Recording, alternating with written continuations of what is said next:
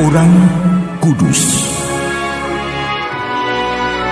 Sobat Katolikana, saatnya kita simak kisah orang kudus yang dipersembahkan oleh Radio Katolikana. Penulis naskah Arif Setiawan.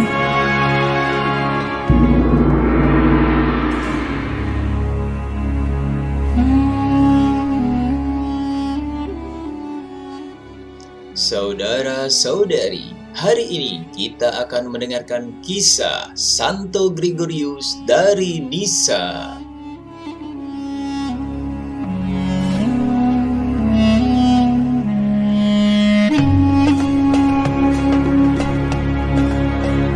Gregorius lahir di Kaisarea sekitar tahun 330. Keluarganya sungguh keluarga yang terberkati.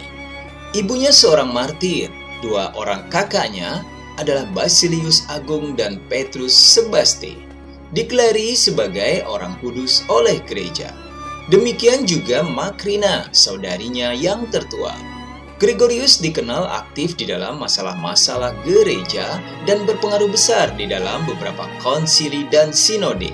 Gregorius dididik oleh kakaknya, Basilius Agung. Dalam menjalankan tugas aktivis gereja, hatinya tergerak untuk mengabdikan dirinya kepada Tuhan.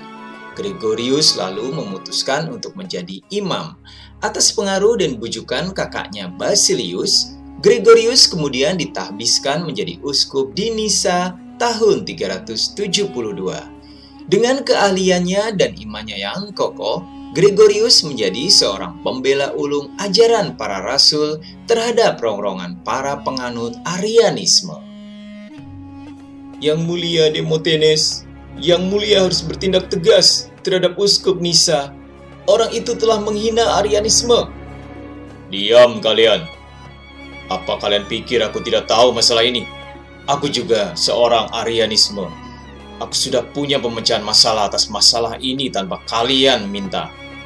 Mohon maaf yang mulia, kami yakin tindakan yang mulia ambil adalah baik adanya.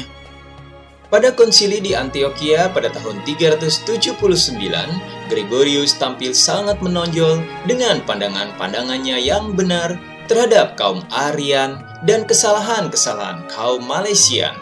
Ia kemudian diutus oleh semua uskup timur untuk melawan kaum Arian.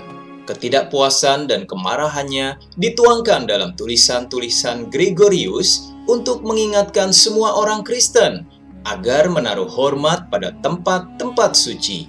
Ia dengan tegas mengatakan, "Ketahuilah, kegiatan ziarah bukanlah jaminan untuk mendapatkan hidup suci dan tidak dengan sendirinya mendatangkan keselamatan bagi seorang peziarah."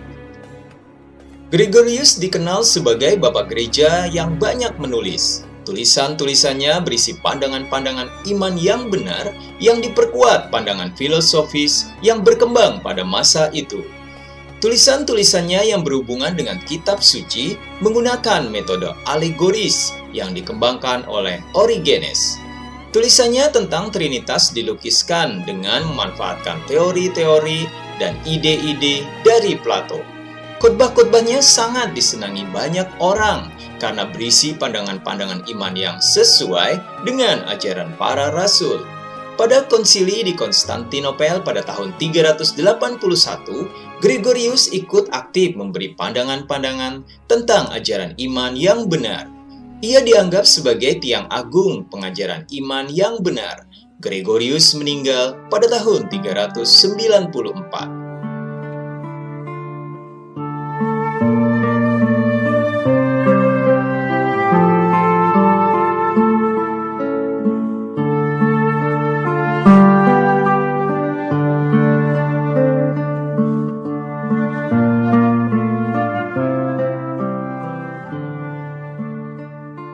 Saudara-saudari, Yohanes menjawab pertanyaan murid-muridnya tentang Yesus.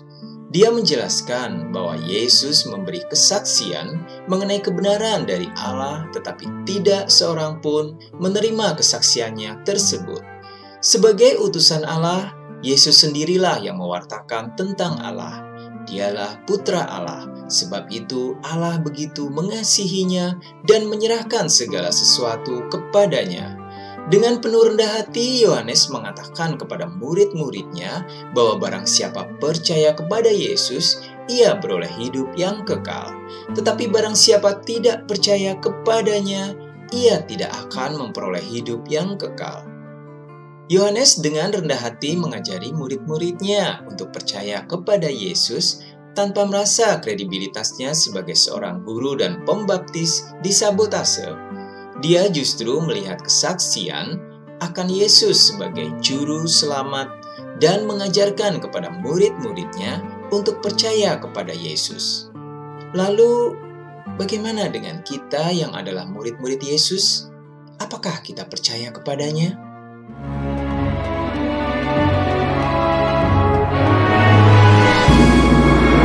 Demikian kisah orang kudus hari ini. Kisah orang kudus dapat Anda simak di Radio Katolikana setiap hari pukul 12 waktu Indonesia Barat dan pukul 19 waktu Indonesia Barat. Sampai jumpa di kisah orang kudus selanjutnya.